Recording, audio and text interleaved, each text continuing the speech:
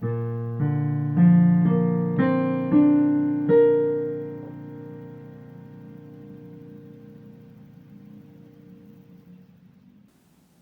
y a dans l'histoire de l'art des périodes réellement charnières, et c'est de l'une d'entre elles dont j'aimerais vous parler aujourd'hui.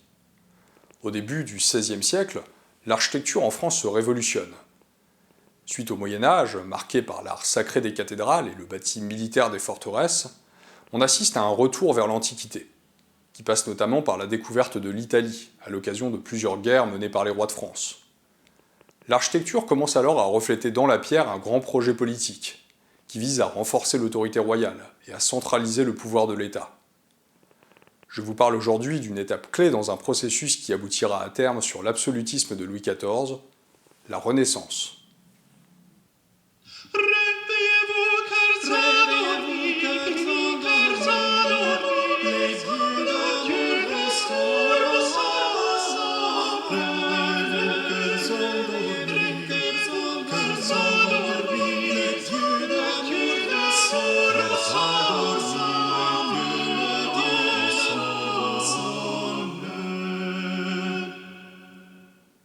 Au début du XVIe siècle, on assiste à de profonds changements dans l'architecture des châteaux. Jusqu'ici, ces derniers étaient des forteresses, destinées à un usage militaire. Avec les années 1500, on commence à penser différemment ces édifices. De la notion de fermeture défensive, on passe à l'idée d'ouverture sur l'extérieur, ainsi qu'à une conception ornementale de l'art de bâtir. Bien que les châteaux du XVIe siècle conservent encore souvent la forme des forteresses médiévales, ils perdent progressivement leur vocation guerrière, pour devenir des lieux de détente. De nombreuses fenêtres sont ouvertes dans les murs, et les façades, comme les intérieurs, sont de plus en plus richement décorées. La notion de symétrie et de proportion se développe. Apparaissent des décors d'inspiration antique, avec des médaillons, des frontons et des colonnes.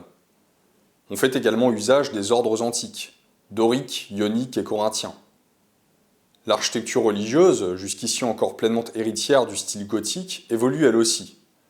Par exemple, l'église Saint-Eustache à Paris conserve une structure gothique, avec un plan en croix latine, des voûtes sur croisées d'ogives et des arcs-boutants, mais en y associant des décors antiques typiques de la Renaissance, avec des colonnes, ainsi qu'une ornementation plus classique et symétrique. Alors, que s'est-il passé pour que de tels changements apparaissent ? Eh bien, il y a d'abord les évolutions militaires du XVe siècle, avec l'usage de plus en plus fréquent de l'artillerie à poudre, qui rend les hautes tours des forteresses très vulnérables, et qui oriente l'art de la fortification vers le bastion. Cela ouvre la porte à l'adaptation de châteaux obsolètes à une architecture nouvelle. Mais ça n'est pas tout. En 1494, Charles VIII lance une première expédition en Italie, dans le but de s'emparer de Naples. En 1498, Louis XII débute lui aussi une campagne, cette fois pour s'emparer de Milan. Puis c'est le tour de François Ier, qui en 1515 remporte la célèbre victoire de Marignan, avant de connaître de graves revers, notamment à Pavie en 1525. Si ces opérations militaires se soldent concrètement par des échecs, elles ont néanmoins pour conséquence de faire découvrir l'Italie aux Français. Ils y observent un monde nouveau, plus avancé sur le plan artistique, intellectuel et même pratique. On trouve en Italie des palais harmonieux et symétriques, des villes bien organisées, comme Rome ou Florence qui impressionnent énormément. Sans oublier l'observation des vestiges antiques, qui donne l'impression de découvrir un monde perdu, qui se distingue par son raffinement, son art de vivre, mais aussi une autre manière de penser le monde. L'humanisme, qui place l'homme au centre des préoccupations intellectuelles, a une forte influence sur les Français. C'est ainsi que l'on quitte progressivement l'architecture des forteresses, pour commencer à bâtir des résidences de plaisir, ouvertes et lumineuses. Mais dire cela, c'est sans doute encore n'en rester qu'à un niveau d'analyse élémentaire. Et il nous faut donner une perspective historique plus vaste à ce mouvement, car il marque une évolution majeure dans l'idée que les rois de France se font du pouvoir. Durant la première partie du Moyen-Âge, et au moins jusqu'au XIIe siècle, le roi n'a en fait qu'un pouvoir assez limité. Bien qu'il incarne une fonction symbolique forte, on peut dire, en forçant le trait, qu'il reste encore un grand seigneur parmi d'autres. Durant cette période de l'histoire, la foi chrétienne est à son apogée, et la fonction royale s'inclut dans les dynamiques spirituelles. La pensée scolastique, qui s'inspire d'Aristote, perçoit le principe divin comme un centre, autour duquel gravite le cosmos. La foi médiévale fonctionne largement par analogie, et le roi, représentant de Dieu sur terre, est lui-même envisagé comme le centre de son propre cosmos, c'est-à-dire le royaume. Mais il n'a pas vocation à tout ordonner. Sa seule existence donne une cohérence à un ensemble qui fonctionne de manière organique, comme un grand corps animé par le système de la vassalité. C'est ainsi que fonctionne le monde féodal, selon le principe de subsidiarité. Chaque échelon hiérarchique n'intervient théoriquement que quand on a besoin de lui. Un seigneur local reste ainsi maître en son fief. Il est lui-même vassal d'un suzerain, mais qui n'est supposé faire usage de son autorité que si cela est nécessaire. L'architecture du Moyen-Âge, avec ses forteresses défendant le pouvoir à des échelles locales, illustre ce mode de fonctionnement politique. Il faut toutefois bien noter que, dans la pratique, la subsidiarité féodale reste largement contestée par la volonté conquérante des grands seigneurs. En effet, toute l'histoire du Moyen-Âge est marquée par une tension, celle de la prise de pouvoir progressive des rois dans une logique centralisatrice. Et à ce titre, la Rome impériale de l'Antiquité reste une référence politique obsédante. Le modèle de l'empereur est différent de celui du roi, en cela qu'il a une vocation universaliste et centralisatrice. Là où le royaume laisse théoriquement sa place à la notion d'indépendance locale, l'empire, lui, vise le contrôle, la domination et l'expansion. Mais il n'y a pas ici qu'une question politique. Sous l'Empire romain, l'empereur a non seulement dans sa main le pouvoir temporel, mais aussi le pouvoir spirituel. On dit de lui qu'il est Pontifex Maximus. C'est lui qui fait le pont entre le ciel et la terre. Il a l'autorité sur le clergé comme sur la noblesse. S'il fallait retenir un fil conducteur dans l'histoire européenne, sans doute serait-ce celui de la séparation franche du spirituel et du temporel, car les monarques, tout en étant considérés comme des personnages sacrés, sont en fait toujours soumis à l'autorité du pape. Il y a ainsi un hiatus entre le pouvoir politique et le pouvoir religieux, qui d'un point de vue philosophique s'exprime par des tensions non résolues dans le monde occidental, entre l'action et la contemplation, l'esprit et la matière, la figure du guerrier et celle du moine. Cette dichotomie conduit sans cesse au Moyen-Âge à des luttes d'autorité entre le souverain pontife et les monarques, qui voudraient jouir d'une autorité totale, recoupant donc pouvoir spirituel et pouvoir temporel.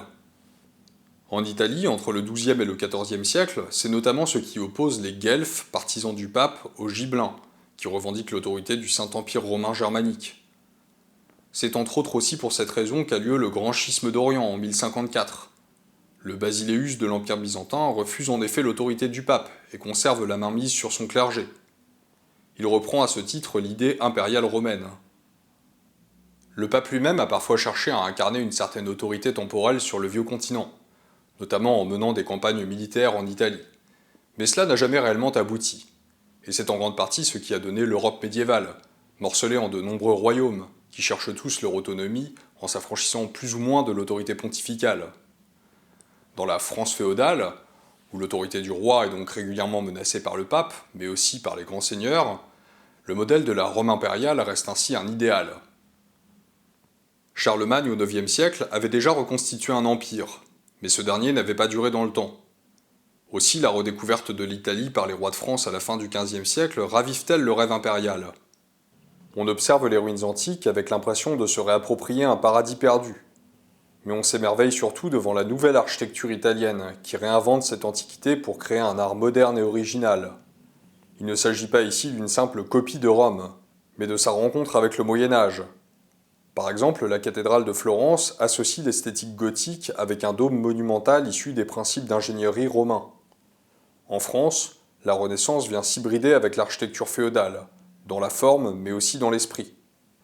La référence à l'Antiquité dans l'architecture française, qui transforme progressivement les forteresses en palais, est ainsi un outil esthétique au service du projet centralisateur des rois de France, qui, comme le dit l'expression consacrée, veulent être empereurs en leur royaume. À ce titre, François Ier est exemplaire. Comme un nouvel Auguste, il se comporte en mécène, entretenant des artistes, comme par exemple Léonard de Vinci, et lançant de grands projets architecturaux dont il fait un outil de prestige politique. C'est par exemple le cas du château de Chambord, sa plus grande réalisation, ou encore celui de Madrid, à proximité de Paris, et qui est perdu aujourd'hui. Il lance également de grands projets de transformation d'édifices médiévaux, comme par exemple au Louvre, remanié en palais Renaissance sous la direction de Pierre Lescot, ou encore à Fontainebleau, chantier favori de François Ier, qui adapte la forteresse médiévale aux nouveaux critères esthétiques et en fait un centre artistique. Cette reprise de l'Antiquité, qui marque la fin de la féodalité, durera longtemps dans l'histoire.